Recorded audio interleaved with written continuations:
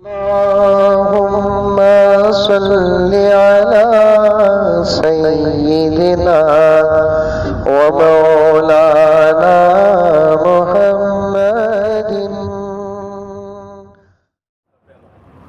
ابھی پوری ڈاکٹری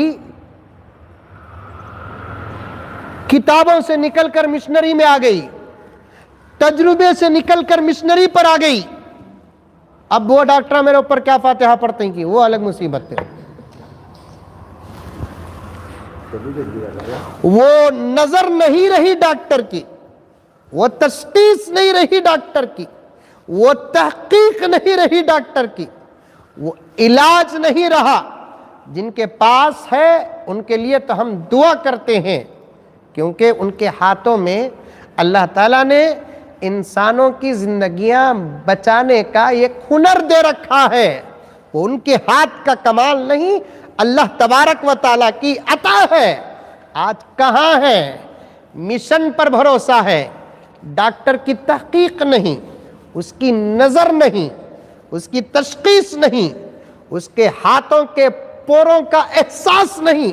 جب وہ کسی کی نبض کو پکڑتا تو بخار ہی معلوم نہیں کرتا، بلکہ پیٹ کا درد بھی معلوم ہو جاتا، سینے کا درد معلوم ہو جاتا اور دوسرے امراض معلوم ہو جاتے.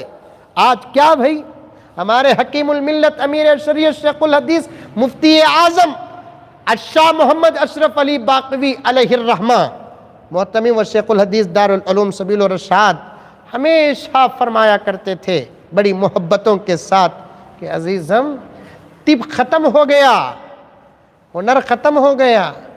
یہ اسپیشل، یہ اس کے اسپیشل، یہ اس کے اسپیشل، یہ اس کے خاص ڈاکٹر ہیں، اسے خاص ڈاکٹر ہیں. پہلے پورے جسم کا ایک ہی ڈاکٹر ہوتا تھا. اب سر کا الگ، گردن کا الگ، پاواں کا الگ، سینے کا الگ، کڈنی کا الگ، دانتوں کا الگ، کان کا الگ.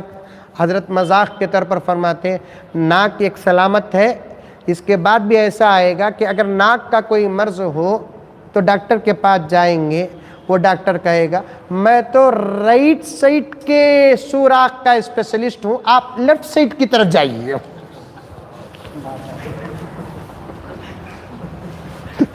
اللہ غریق رحمت فرمائے، نور و رحمت کی برسات عطا فرمائے. ہمارے بڑے حضرت، ہمارے حضرت امیر شریعت حکیم الملت، ہمارے تمام اساتذہ دارالعلوم سبیل الرشاد کے اور تمام حضرات علماء کرام جن کا انتقال ہوا، سب کے درجات اللہ تعالیٰ بلند فرمائے. سادے سیدھے انداز سے حالات کو اس طریقے سے پیش کرتے. یہی کورونا کا نیا دور تھا. ایک ڈاکٹر صاحب میٹنگ میں بیٹھے ہوئے تھے، علماء بیٹھے ہوئے تھے. کورونا سے اتنا ڈرائے، بڑے بڑے علماء بیٹھے ہیں، کوئی ادب نہیں، لحاظ نہیں. کیا سمجھے تم لگا معمولی نہیں ہے، لاشوں کے ڈھیر ہو جائیں گے، فراہ ہو جائیں گے. بھائی صاحب بولے اکرام کہاں کی کرونا ہمارا طواف کر لگو ہے. اب حالت کیا ہے؟ کھلا بول رہا حضرت میں ٹیسٹ کرایا منجے بھی پازیٹیو کہتے کیا کہ ڈیلیوری ہوئے سکا بول رہا ہے. پورے محلے میں 2-3-4 ہزار گھروں کے بیچ میں کسی ایک کو آتا تھا اجمل، وہ سیل ڈاؤن. اب ایک گلی میں 50 کو آ رہا ہے، جسے آیا انہیں پھر لگا ہے، بٹا کھا لگا ہے. کھلا بول رہا مجھے پازیٹیو کہتے ہیں حضرت.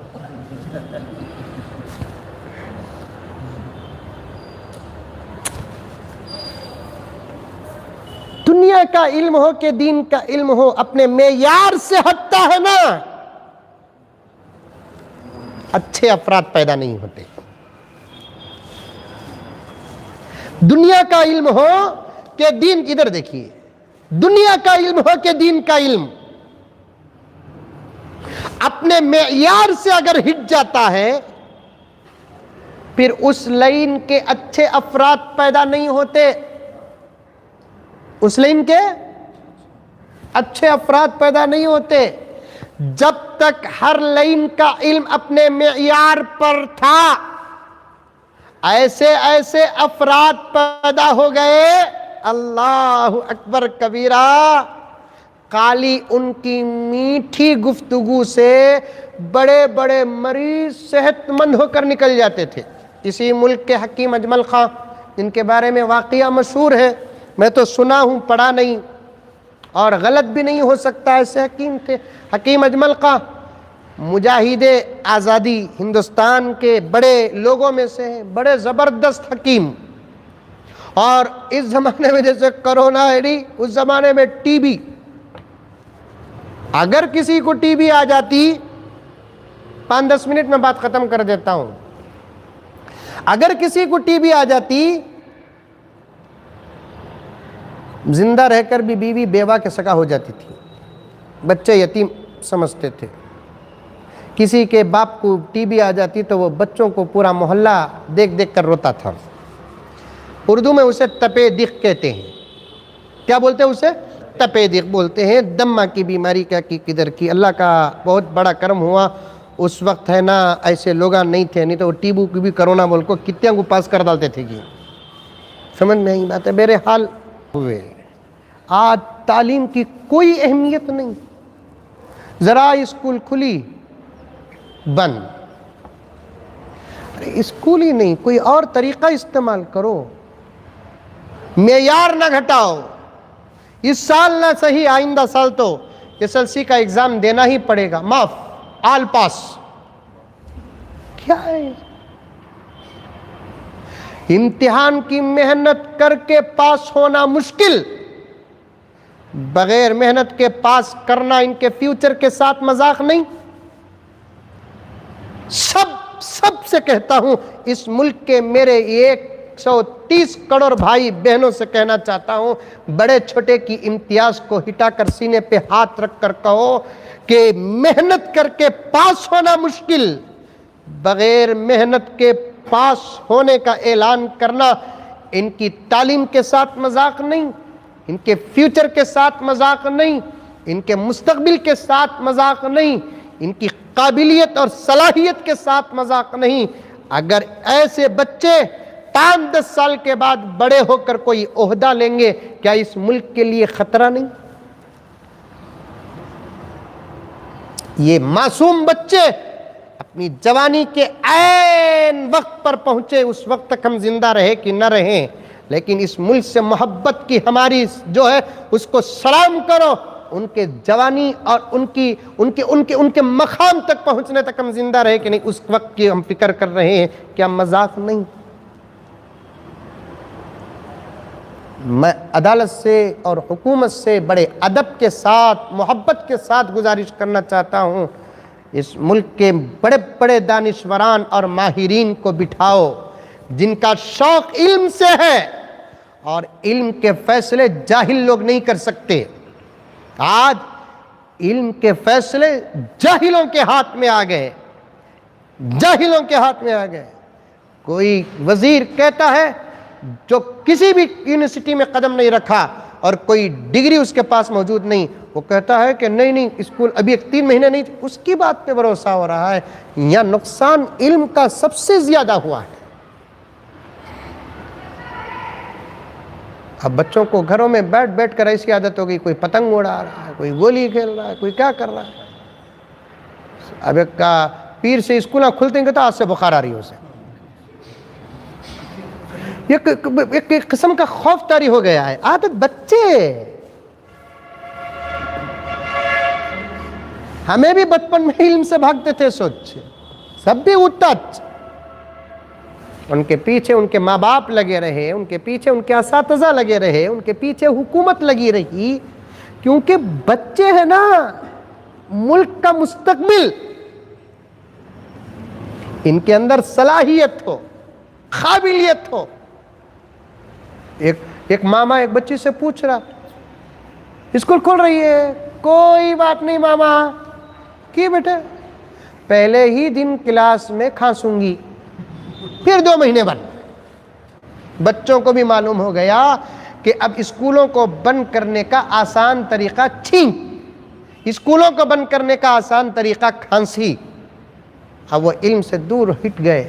کتنے 8th کلاس پڑھنے والے، 7th کلاس پڑھنے والے، SLC پڑھنے والے آج اپنے گھر کی غربت کو دیکھ کر کام کاج میں اتر گئے۔ ابھی میں دینی علم کی طرف نہیں آیا، میں آؤں گا انشاءاللہ تعالیٰ ثم انشاءاللہ۔ اللہ کرے کہ میں اس عنوان تک پہنچنے سے پہلے مدارس کا کوئی اچھا نظام بن جائے، کوئی اچھا طریقہ بن جائے۔ مدرسوں کا بھی یہی حال ہے، مدرسوں کا بھی یہی حال ہے۔ تو بچوں کا شوق ختم ہو گیا علم سے، ذوق ختم ہو گیا علم سے۔ یہ صرف ہمارے ملک کا نقصان نہیں بلکہ ساری دنیا کا ایک زبردست نقصان ہے۔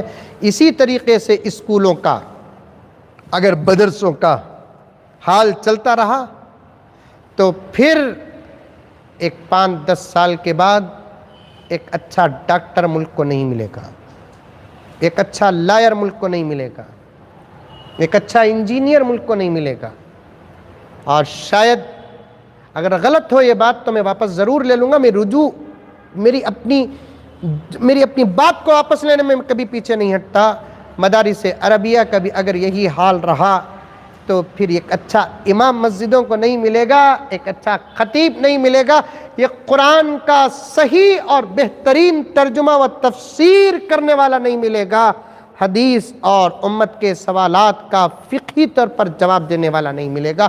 اصل مال کا نقصان نہیں ہے، کمانے والے بھی کھائے، نہیں کمانے والے بھی کھائے، جان کا نقصان نہیں ہے، ہمارے آستہ ہے اذا جاء اجلهم لا يستاخرون ساعة ولا يستقدمون۔ اصل نقصان تو خاص طور پر ملک کو اور ساری دنیا کو علم کا ہوا ہے، علم کا ہوا ہے۔ ہمارے بچوں پر بڑی گہری نظر رکھنا پڑے گا۔